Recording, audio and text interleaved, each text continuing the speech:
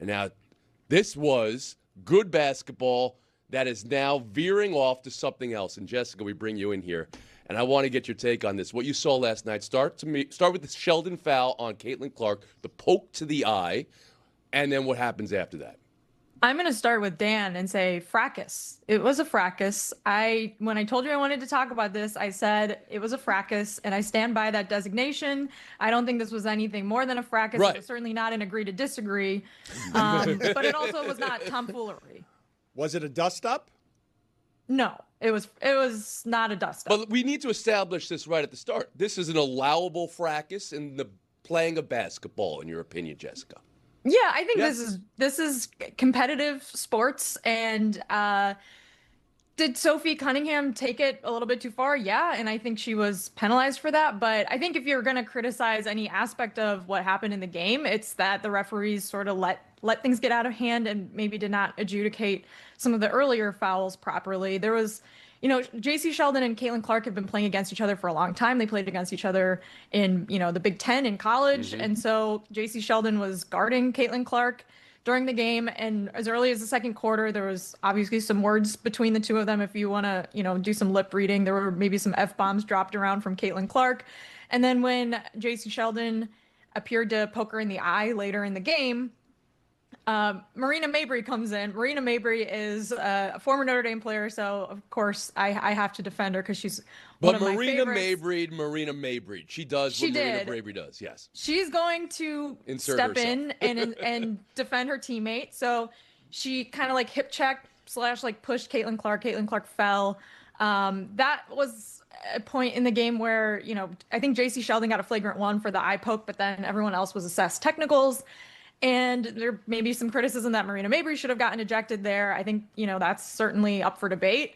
And I think it's also worth noting the Sun are not the best team in the WNBA. They're actually the worst, if not maybe the second worst. The Dallas Wings are also pretty bad. But the Fever are a championship contender team. So at the end of the game, when most of the starters were out, the Fever were up by 17 points. And Sophie Cunningham decided to prevent J.C. Sheldon from, scoring on a layup. And that's when the fracas began. I would say everything before the fracas was just sort of basketball-y players, defending their teammates sort of thing. And then the fracas occurred in the fourth quarter, it took, the referees 10 minutes to decide what to do. They ended up ejecting a bunch of players, including Lindsay Allen, which I don't even know what she looked like she was trying to break it up. It was just very silly. And so, yeah, there's been a lot of internet discourse today about Sophie Cunningham. Dan, I think you would probably like to know this, but the people call her MAGA Barbie.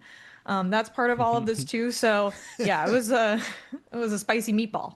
I love that our show went from what we were describing as hungover slop to breaking out into Around the Horn, where Tony's hosting and we're bringing in Jessica, and she's using words like adjudicate to give informed analysis. I don't know what happened, but I love it. Well, this is a very interesting story to me and for me. And Jessica, I think the conversation really needs to start with how people view Caitlyn Clark and whether people view that the WNBA needs to protect Caitlyn Clark, the golden goose of a league, as which she is being called, from rough play in the playing of game, and your view of that. Because for me, when I watch this with my eyes, I'm all right, that's a little face guarding, that's a poke in the eye, that's in the play of basketball. Mabrey comes in for a hip check. Well, I see that in other NBA games, and it's not front page of USA Today the next day. That happens.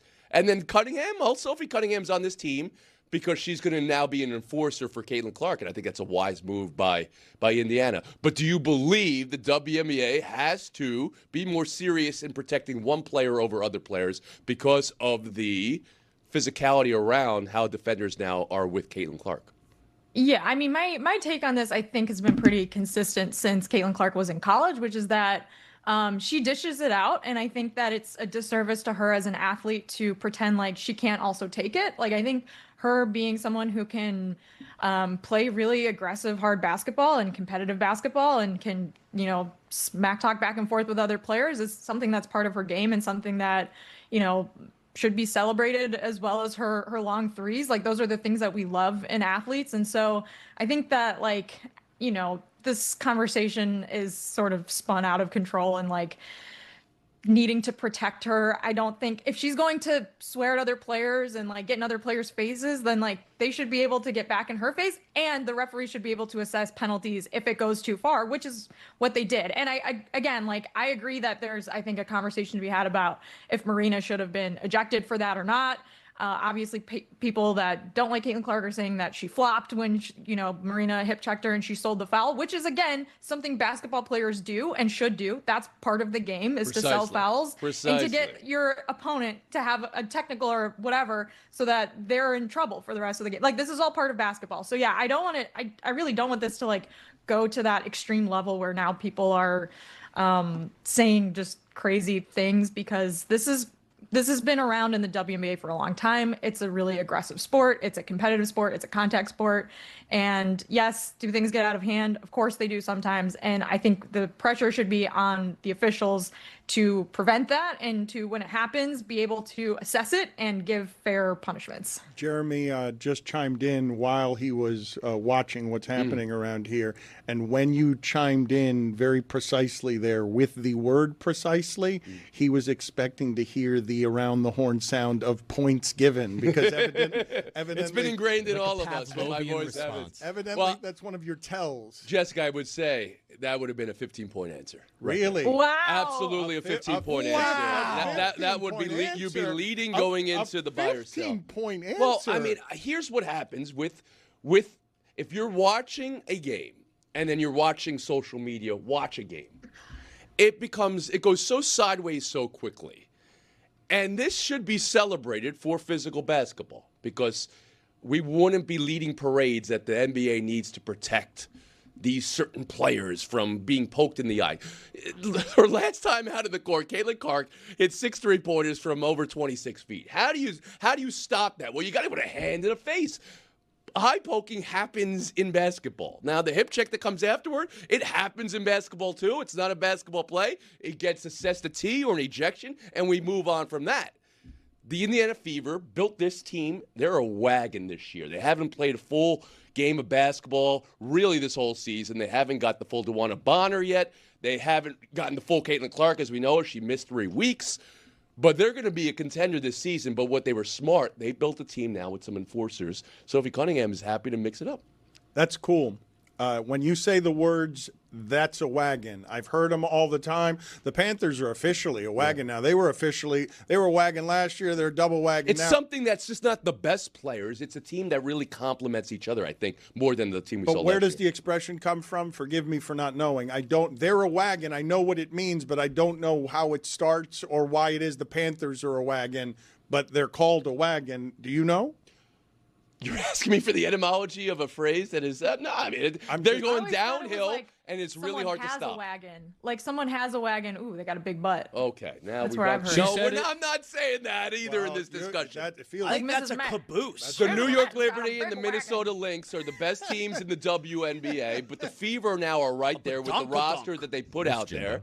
And we can keep this conversation always, as we should, about basketball. But that is a team going downhill now. Got that thing on in a way that is hard to stop. No, we're not doing this. No, he's right. He's right. He's right about that. He's right about that. You got a fatty dumpy, Dan. So now you're at minus 15 points, Sass, and now your back-to-back broadcaster of the year Jessica's killing me is now. Really. This might as well be a Jessica FaceTime here. 15-point answer. You just gave that up. Have you heard another 15-point answer from anybody this week? No. You've been here all week. Have you heard a single 15-point answer? Well, I really like Billy going for the Ocean's 14 job, stealing the Stanley Cup. I thought that would have been outstanding. That was well thought out. It was there. It was there for the taking. It still may be.